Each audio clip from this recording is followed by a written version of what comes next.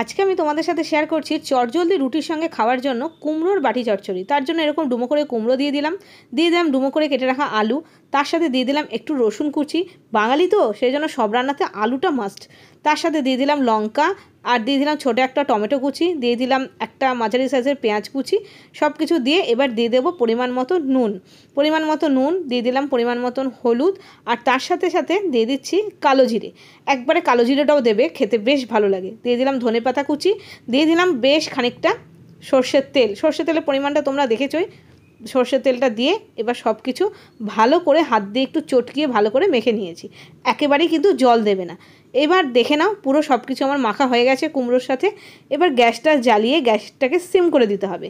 সিম করে দিয়ে বাটিটাকে বসিয়ে দিলাম আর ঢেকে দিলাম। প্রথমে আমি 2 মিনিট পরে তোমাদের খুলে দেখাচ্ছি। দেখো কীরকম জল জল হয়ে গেছে, কুমড়োর থেকে জল বেরিয়েছে, পেঁয়াজ থেকেও জল বেরোয়। তো আমি একবার নাড়িয়ে দিলাম, যেহেতু মানে জল পড়েনি আবার তলায় না লেগে যায়। দেখো কত তাড়াতাড়ি কুমড়োটা গলে গেছে, টমেটোটাও দেখছি গলে গেছে। তো এবার গ্যাসটা সিম অবস্থাতেই আমি আরও 2 মিনিটের জন্য ঢেকে দিলাম। তো দেখো ফাইনালি কিন্তু রান্নাটা হয়ে গেছে। খুব তাড়াতাড়ি হয়ে যায় আর খেতে কিন্তু দারুণ লাগে। দেখো তৈরি হয়ে গেছে আমার চটজলদি কুমড়োর বাটি চচ্চড়ি।